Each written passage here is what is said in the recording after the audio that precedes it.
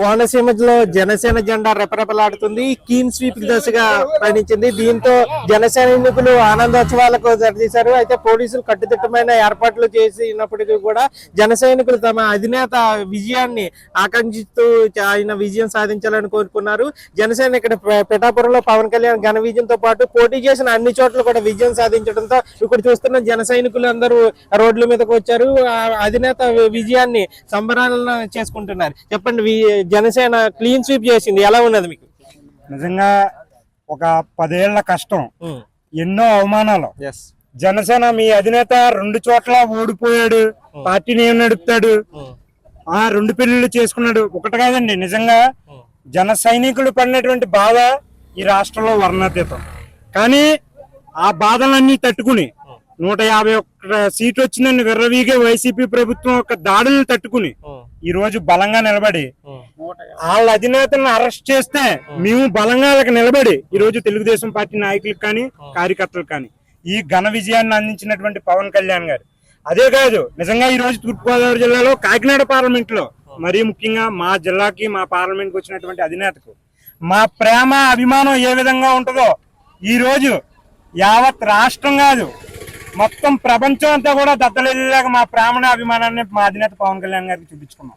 నిజంగా ఏం మాట్లాడాలో ఏం చెప్పాలో కూడా ఇది ఆనందం తెలియదు, ఒక ఇదో తెలియదు. నిజంగా మాటలు కూడా రావట్లేదు. నిజంగా ప్రజలందరూ కూడా ఈ జగన్మోహన్ రెడ్డి ఇలాంటి వ్యక్తిని ఖచ్చితంగా ఇంటికి పంపించాలి, మళ్ళీ ఆషామాషిక్గా కాదు. ఈ సౌండ్ మొత్తం దేశం అంతా వినిపించాలి. ఈ విధంగా ఎవడో పరిపాలన చేయకూడదని ఈ రోజు క్లీన్ విక్టరీ పవన్ కళ్యాణ్ గారు ఏదైతే చెప్పారో ఆ విధంగా క్లీన్ చీఫ్ చేసి ఈ రోజు ఇది ప్రజల విజయం అండి. ఒక జన సైనికులు తెలుగుదేశం పార్టీ నాయకుల విజయం కాదు, ఇది యావత్ ఆంధ్ర రాష్ట్ర ప్రజలందరి విజయం. కాబట్టి రాబోయే రోజుల్లో ఆంధ్రప్రదేశ్ ప్రజలందరూ తీసుకున్న విధంగా ఈ రాష్ట్రాన్ని దేశానికి ఒక రోడ్ మోడల్ గా, ఈ రాష్ట్రంలో ఈ జిల్లాని ఒక రోడ్ మోడల్ గా, ఈ జిల్లాలో పిఠాపురాన్ని ఒక అగ్రస్థానంలో నిలపడానికి ప్రతి జన సైనికుడు కంకణం కట్టుకుని ఇప్పుడు వరకు ఎలా అయితే పనిచేసాం రాబోయే రోజుల్లో కూడా అదే విధంగా ప్రజలకు పనిచేసి రాబోయే రోజుల్లో మరింత ఘన విజయాన్ని సాధించడానికి ఈ రోజు తొలి పునాది వేసుకున్నాం. ఖచ్చితంగా మా జన సైనికులకు కానీ వీర మహిళలకు కానీ మా నాయకులకు కానీ తెలుగుదేశం పార్టీ నాయకులకు కానీ ఆనందం వ్యక్తపరచలేనటువంటి పరిస్థితుల్లో మేము అందరం ఖచ్చితంగా ఉన్నాం. ముఖ్యంగా చెప్పేది ఇది టీడీపీ కంటే కూడా జన సైనికులకు ఒక ఉద్వేగభరితమైన విషయంగా చెప్పొచ్చు. ఎందుకనంటే గత 15 ఏళ్లుగా పవన్ కళ్యాణ్ 2 చోట్ల ఓడిపోయారు. అదేవిధంగా ఆయన కనీసం వార్డు మెంబర్ గా కూడా గెలవలేదు అని చెప్పేసి వీరి జన సైనికులు ముఖ్యంగా మీ పార్టీలు మారుతూ వస్తున్నారు. పార్టీలతో కూటమి అభ్యర్థులతో పార్టీలతో రకరకాల పార్టీలతో మీరు ఉంటున్నారని చెప్పేసి అన్నాను. వీళ్ళని జెండా కూలీలు అంటూ కూడా దారుణంగా వీళ్ళని అపహాస్యం చేసిన సందర్భాలు చూస్తున్నాం.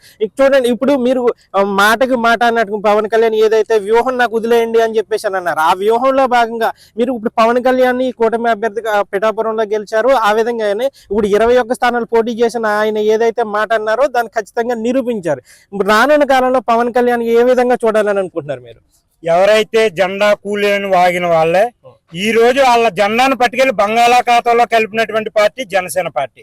అంత పొగరున్నటువంటి పార్టీ జనసేన పార్టీ. మా జెండా యొక్క పొగరు భారతదేశపు జాతీయ జెండాకి ఎంత పొగరు ఉంటుందో ప్రతి జన సైనికుడు చేతిలో ఉన్నటువంటి జనసేన జెండాకి అంత పొగరుంటది. ఎందుకంటే మేము డబ్బు కోసమో పదవుల కోసమో లేదంటే ఏదో ఆశించిన వ్యక్తులం కాదు. సమాజం మీద ఒక విధమైనటువంటి ఆలోచన, పవన్ కళ్యాణ్ అనేటువంటి ఒక వ్యక్తి మీద ఉన్నటువంటి అభిమానం, ఆ అభిమానంతో సమాజంలో ఏ విధంగా ముందుకెళ్లాలని ఒక రోల్ మోడల్ గా తీసుకుని పనిచేసే వ్యక్తి పవన్ కళ్యాణ్ గారు. కాబట్టి ఆయన ఏ నిర్ణయం తీసుకున్నా, ఆయన పొత్తి వేసుకుంటాడో వ్యూహం వేసుకుంటాడో ఏ ఒక్క జన సైనికుడు కూడా ఆయన మాట జవిదార్చకుండా ఈ రోజు వరకు, ఎందుకంటే ఆయన 2 చోట్ల ఓడిపోయిన రోజే ఏ ఒక్క జన సైనికుడు కూడా జంకలేదు. 151 వచ్చినా కూడా ఆయన ఎవరిని చూసి ఎవరు లొంగిపోలేదు.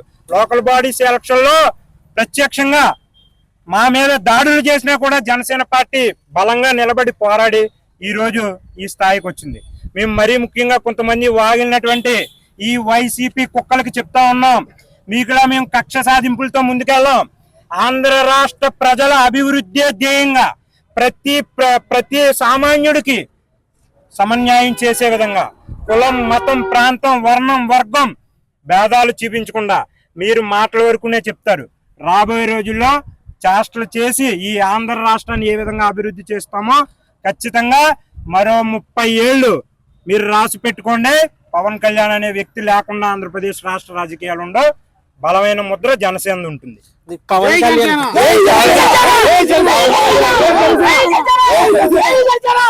పవన్ కళ్యాణ్ ఎమ్మెల్యే కాలేదని అన్నారు, అవి చూపించారు, అవ్వడం కాదు గ్రాండ్ విక్టరీ కొట్టారు. ఇప్పుడు పవన్ కళ్యాణ్ పొత్తులో భాగంగా ఇప్పుడు పొత్తులో ఉన్నారు. పవన్ కళ్యాణ్ ఏ స్థాయిలో చూడాలని అనుకుంటున్నారు మీరు? పవన్ కళ్యాణ్ గారు ఆల్రెడీ ఆంధ్రప్రదేశ్ రాష్ట్ర ప్రజల్లో ఒక ఉన్నతమైనటువంటి స్థానాన్ని ఏర్పరచుకున్నారు. ఈ పొత్తు పెట్టుకోవడంతో పాటు, పొత్తు క్లీన్ చీప్ తో పాటు ఈ రోజు వచ్చినటువంటి ఈ ఆంధ్ర రాష్ట్ర నిర్ణయాలతో ఆంధ్రప్రదేశ్ ప్రజల్లో పవన్ కళ్యాణ్ గారికి ఒక సముచితమైన స్థానం ఉంది. ఖచ్చితంగా రాబోయే రోజుల్లో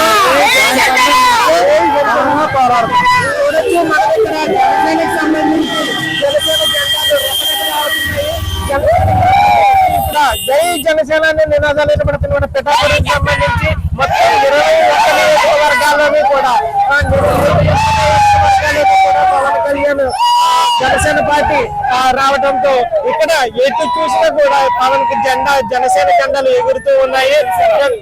ఇక్కడ చూడొచ్చు, మనకి పోలీసులు కట్టుదిట్టమైన భద్రతా ఏర్పాట్లు చేసినప్పటికీ కూడా జన సైనికులు తమ విజయాన్ని, ఈ ఘన విజయాన్ని స్మరించుకుంటూ ఉన్నారు. ప్రస్తుతం చూడుతున్న లోకల్ లీడర్స్ కూడా ఉన్నారు ఇక్కడ. చూడొచ్చు ఇక్కడ జన సైనికులకు సంబంధించి. సార్ నమస్తే, చెప్పండి సార్. కోనసీమలో జన సైనికులు క్లీన్ చీప్ చేసింది, ఈ విజయాన్ని ఎలా ఆస్వాదిస్తున్నారు సార్? ఇది ప్రజల విజయం, ఆంధ్రప్రదేశ్ రాష్ట్ర ప్రజల విజయం. యువత భవిష్యత్తు కోసం పెద్దలందరూ కూడా ఈరోజు ఆశీర్వదించారు. మరి ప్రజలు చాలా తెలివైన ప్రజలు, ఆంధ్రప్రదేశ్ ప్రజలు. ఎందుకంటే రాష్ట్రం నష్టపోతుంది అనేటువంటి విషయాన్ని అర్థం చేసుకుని ఈరోజు జగన్మోహన్ రెడ్డిని ప్రభుత్వానికి చమరగీతం పాడటం జరిగింది. ఏదేమైనా ఈ విజయం పవన్ కళ్యాణ్ గారిది అనేటువంటిది ఆంధ్రప్రదేశ్ రాష్ట్ర ప్రజలందరూ చెప్తా ఉన్నారు. పవన్ కళ్యాణ్ గారి నాయకత్వాన్ని నమ్మారు. పవన్ కళ్యాణ్ గారు అటు మోదీ గారిని, చంద్రబాబు నాయుడు గారిని ఆయన త్యాగం చేసి రాష్ట్రం కోసం వారిద్దరిని కలిపి ఈ విజయానికి నాంది పవన్ కళ్యాణ్ గారు. పవన్ కళ్యాణ్ గారు ఒకటే మాట చెప్తున్నారు, ఈ రాష్ట్రంలో, ఆంధ్రప్రదేశ్ రాష్ట్రంలో వైసీపీ, వైఎస్ఆర్ అంటే ఈ జగన్మోహన్ రెడ్డి ఏదైతే పార్టీ పెట్టాడో ఆ పార్టీ లేకుండా ఉంటేనే ఆంధ్రప్రదేశ్ రాష్ట్రం బాగుపడుతున్నటువంటి నిశ్చయంతోనే ఆయన ఈ ఓటు చీలనివ్వననేటువంటి ఎప్పుడో మీటింగ్లో ఏదైతే చెప్పారో దానికి కట్టుబడి ఆయనకి ఈ రాష్ట్రంలో బలం ఉంది, ప్రజలు ఆయన వైపు చూస్తారో తెలిసినప్పటికీ ఆయన మరొక్కసారి ఏదైనా జగన్మోహన్ రెడ్డి మధ్యలో ఏమైనా ఈ దోబూచులాటలో ఏమన్నా విజయం పొందితే రాష్ట్రం నష్టపోద్దని మరి ఆయన త్యాగం చేసి ఈరోజు రాష్ట్ర భవిష్యత్తు నిలబెట్టాడు. మరి ప్రభుత్వం అయితే గెలిచింది. ఈరోజు తెలుగుదేశం, జనసేన పార్టీ, బీజేపీ కూటమి అయితే వచ్చింది, కానీ దీన్ని గాడిలో పెట్టడానికి 2 సంవత్సరాల సమయం పడుతుంది. ఏదేమైనా ఇది దశాబ్ద కాలం పాటు ఈ పొత్తు ఉంటుందని పవన్ కళ్యాణ్ గారు నిర్ణయం తీసుకుని ఈ 10 సంవత్సరాల కాలంలో ఆంధ్రప్రదేశ్ రాష్ట్రాన్ని గాడిలో పెట్టి యువతకి ఉపాధి కల్పించేటువంటి విధానాన్ని, కొత్త పరిశ్రమలు తీసుకురావటం కానీ, పాడైపోయినటువంటి రోడ్లు బాగు చేయడం కానీ, మరి రాజధాని లేని రాష్ట్రంగా ఆంధ్రప్రదేశ్ మిగిలిపోకూడదు అనేటువంటి ఉద్దేశంతో మరి ముందుగా రాజధాని ఒకటి నిర్మించుకోవాలి. అలాగే ఆంధ్రప్రదేశ్ రాష్ట్రాన్ని సస్యశ్యామలంగా పంటలు పండించాలంటే పోలవరాన్ని పూర్తి చేసుకోవాలి. అనేక సవాళ్లు ఈ కొత్త ప్రభుత్వం ముందున్నాయి. ఖచ్చితంగా పవన్ కళ్యాణ్ గారికి మోడీ గారితో ఉన్నటువంటి సాన్నిహిత్యం మనందరికీ తెలుసు. ఖచ్చితంగా ఏదైతే పవన్ కళ్యాణ్ గారు తీసుకున్న నిర్ణయం ఈ రాష్ట్ర భవిష్యత్తును మారుస్తుందనేటువంటిది మేము ఖచ్చితంగా గర్వంగా చెప్తా ఉన్నాం జనసేన పార్టీ తరఫున. ఏదేమైనా పవన్ కళ్యాణ్ గారు నిర్ణయం ఈరోజు రాష్ట్రానికి మంచిదవింది. కాకపోతే ఇక్కడ నాది ఒకటే ఒక మాట చెప్తాను, పవన్ కళ్యాణ్ గారు గతంలో ఓడిపోయినప్పుడు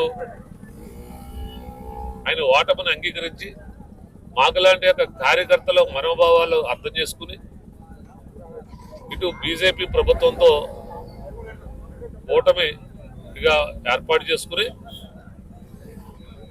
కార్యకర్తలందరినీ కాపాడినటువంటి వ్యక్తి పవన్ కళ్యాణ్ గారు. మరి ఈ రోజు జగన్మోహన్ రెడ్డి గారు కూడా పవన్ కళ్యాణ్ గారు ఏ విధంగా కార్యకర్తలు అభిమానంగా చూసుకుంటారో ఈ జగన్మోహన్ రెడ్డి గారు కూడా ఈ వైసీపీ కార్యకర్తల మీద అభిమానం ఉంటే గనక ఈ రోజు వైసీపీ పార్టీని జనసేన పార్టీలో విలీనం చేస్తే కనీసం వైసీపీ కార్యకర్తలకి కొద్దిగా అండదండగా ఉంటుందని ఈ సందర్భంగా తెలియజేస్తారు.